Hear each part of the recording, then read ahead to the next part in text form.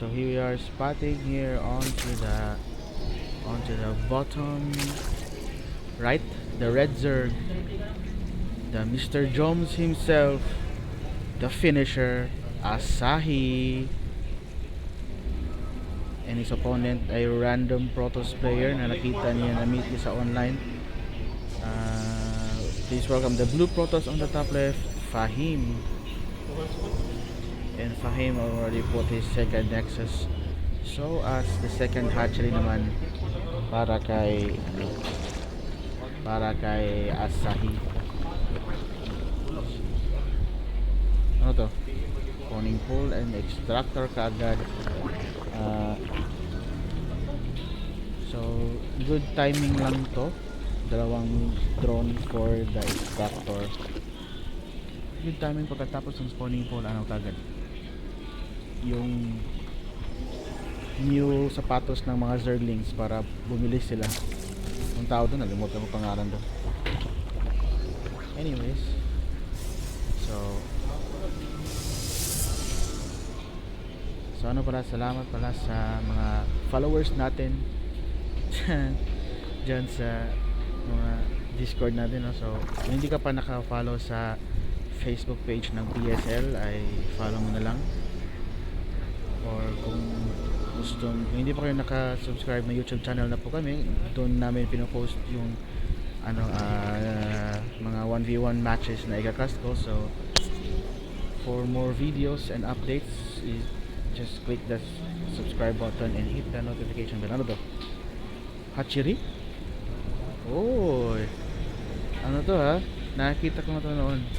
Hatchery dito for more larva at dalawang queen para tig-isa silang inject dito. So tapos na siya dito and wala pang units na nagaganap. Ay, meron pala. Asa na? Ayan. Ang queen. Ang queen. Lumabas na si Brenda.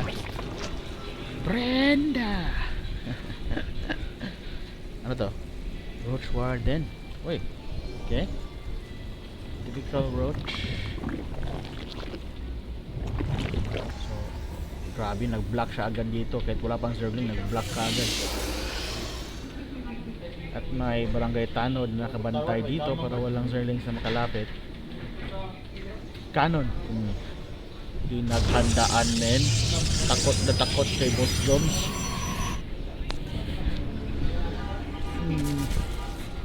So andito ng pangalawang queen, si Karen.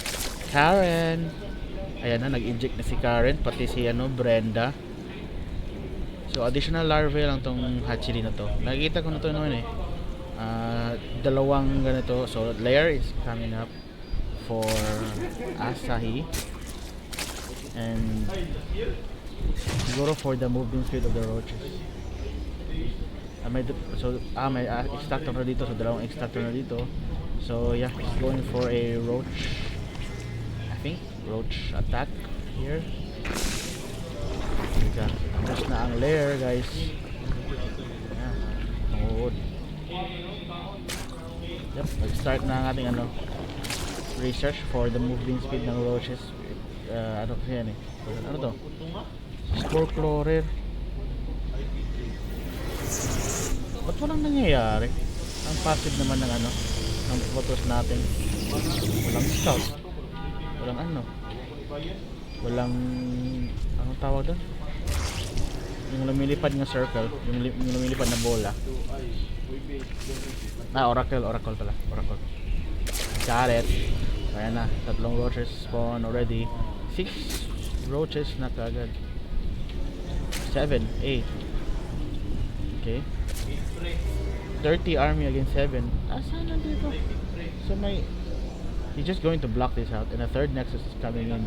Nauna pang mag-macro dito yung Protoss dito kaysa kay Asahi. Teka. There goes another roach. Hinihintay na lang daw nila yung moving speed. So teka, walang macro to ha. 2 base lang. Tapos roaches. Mas roaches. Okay. Daming roaches na kaagad. 46 total. So we have 18 roaches total kagad. And against 1 zealot and 4 sentries. Yun nga, iwan ko dyan. Ano yun?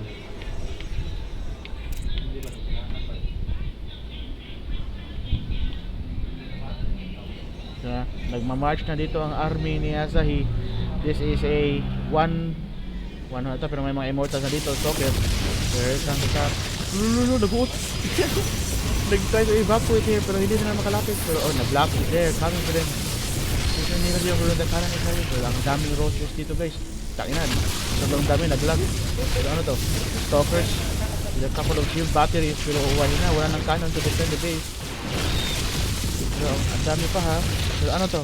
Proxy nga Chiri guys. So hindi mo focus dyan kasi yung immortal is going to back there. Na-open na to dito. Laking open na to dito guys. Walang pylons to power all of these units. So that was a successful unit lost. 10 ang nawala sa Protoss natin. At 9 naman kay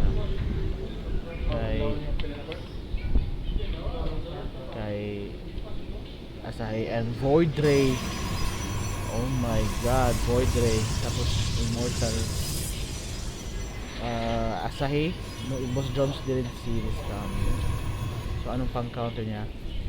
As expected, makikita naman niya dito na magpa-flying unit talaga dito si Fahim to counter the roach. Pero can a single Void Ray or 2 Void Ray can defeat this massive army of roaches?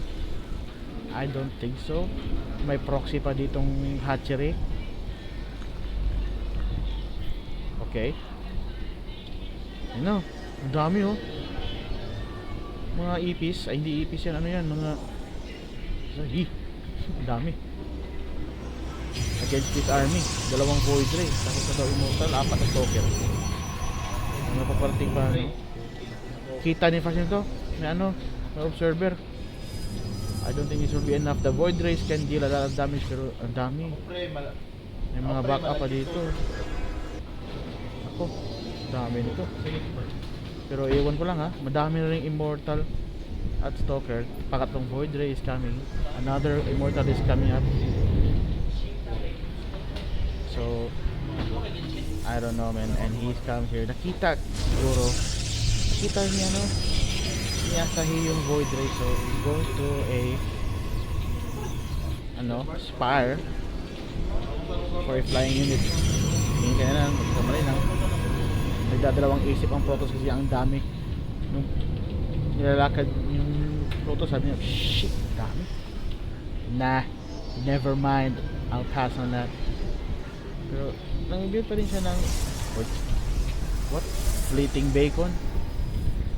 Tapos may Stargate na carrier. Okay. Okay, yung na dito ni Sai, supply block pa siya. Napo. Ubos dito pero ang delay, ang dami ng Void Ray guys. Tapos Immortal pa. Munti ka na maubos dito si Asahi. Going to back off a bit pero na-reactivate dito. 2 pylons ang gagawin. Focus natin dito and carrier is coming up. 2 carriers. So no, he's going for Mutalist going for the Mutalist. Mga paniki guys against carriers. Pwede ba yun? Asa na yung isang carrier? Balita ko lumabas na yun ha. Ayan, ganda ng skin. Oh, di niya kita. Another actually naman dito. So the Protoss is going for all in. Walang masyadong pang counter dito. Maraming air units. So I don't think kung ano mangyayari sa round ito. Okay. My ground, my both air. Tingnan natin kung ano gagawin nila dito. And it's going for an attack. It's going to carrier to massive attack. Pero wala, ang sakit ng Mutalist. Ubos. Wala. Ubos yung Void Ray. Wala. Patay yung carrier dito. Patay. Walang air units ng Protoss. Nirecon niya yung Immortal tapos may carrier na paparating. Oh. Ayan ang gagawin niya dyan. Daming Mutalis dito. Huwag mo ipilit. Ayun na, ipinilit. Wala. Ako, sayang ka lang ng minerals mo at gas. Ayun na, binigay yung ano, carrier. Ang tanga.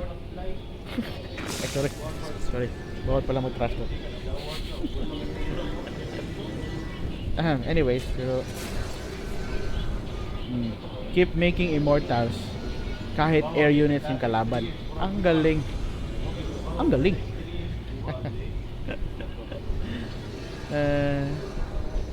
Ang galing. Oh, 6 stalkers here. Good counter for the Mutalist, pero I don't think that's enough. Upgrades. Level 1 damage for the air units. Papunta na, malapit na matapos. Halfway through.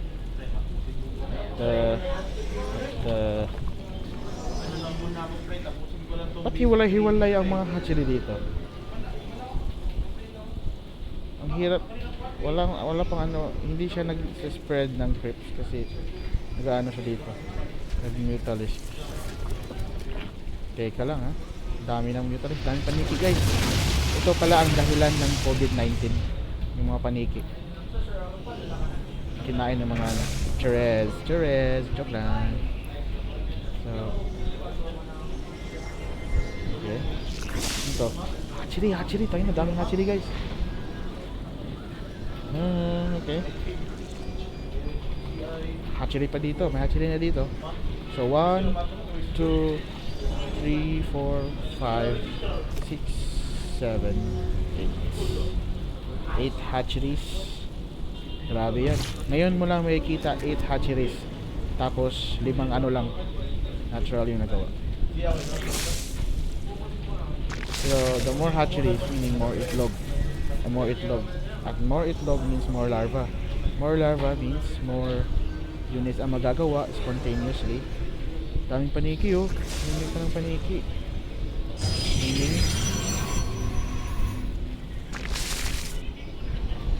Meaning ng Mutalist. Ubusin na dito ang lahi ng Protoss. Ang dami. Wala. Hindi ko nakita to. Daming stalker eh. Daming stalker. Ang Immortals. 2 Void Ray, 1 carrier. Anong army? COVID-19 lang yung army ni ano, ni Joms against Protoss. Igagawin natin pero oy naku, dumaan pa dito. Sisita niya sa'yo. Ang daming unit. Ako, abusan ng lahi to. Naubos yung carrier. Dito pa naubos na dito pero walang natin yung dito. Sino nababang sa damage. Ubos yung mga stalkers pero hindi ko na makita. I-recall. Going back guys, takot sa COVID-19 pero natira 4 stalkers at counter is massive units. Mutalist takbo ang mga immortal. Ayun na, you're not immortal anymore kasi namatay ka. The power of COVID-19 guys. Lupit. Gumawa ka naman yung stalker. Sabi ng Protoss, di ko kaya yun. Paano kaya yun? Anong tamang gagawin doon? Archons.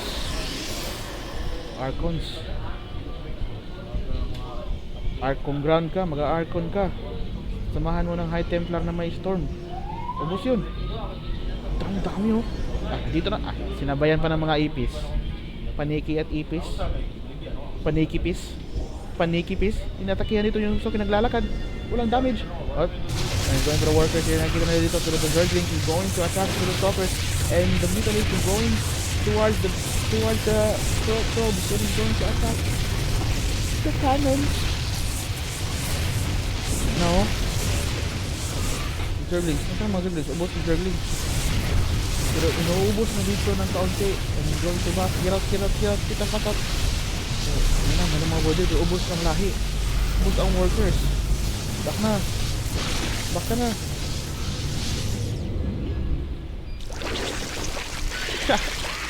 Tanginaan mo to, men. Anong tawag dito? The ultimate defense of the Zerg. Ngayon mo lang makikita yan. Daming spine crawler. Daming spore crawler. Crawler. Color, basta tusok-tusok. Ayan na. Leading the way, Brenda, tumae. Brenda, umalis ka na dyan, Brenda. Oh, di pa tapos. Patay si Brenda. Nawala si Brenda. So, is looking out. Ayan ang mga COVID-19. Pero this is not enough, I guess. COVID-19, wag mong ipilit. Anong sagot sa tanong kung bakit siya nagmastoke? Sagot niya sa paniki.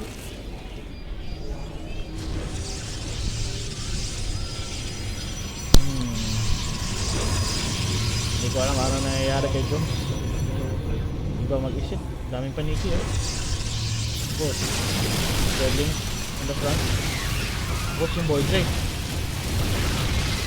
Kawawa ang angkat bobo ng Void Ray. Mahal ng Void Ray. Ito, blink in. Ubos yung Stalker. Ubos yung Stalker, guys. Marami yung mga ipis dumating. Ubos yung Stalker. Ubos yung Stalker. Daming paniki, guys.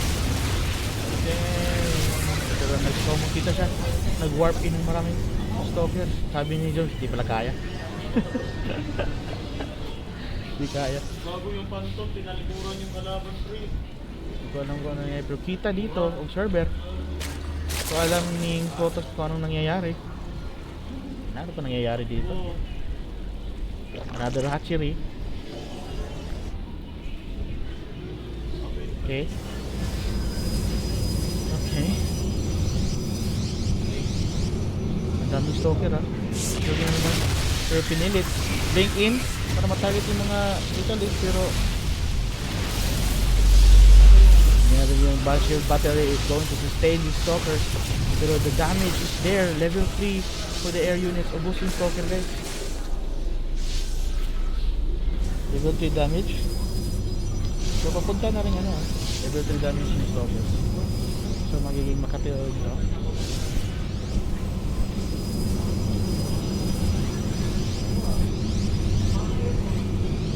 Okay.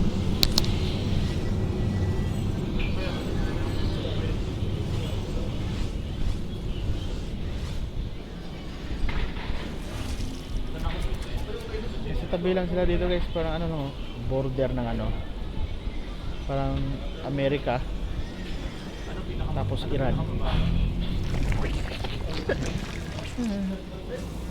Nag-aagawan sila, guys. Brenda trying to go in for again. So ito sila naman mga galing dito. Pero yung sentries, ano magagawa ng sentries? Walang cannon. Blink out, in. Asa naman. Kailan ba matatapos to? Elite game yata to.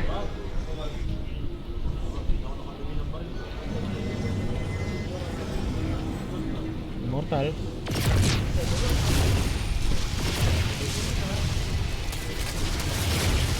Patay. Ginawa lang yun para may extra siya. Stalker.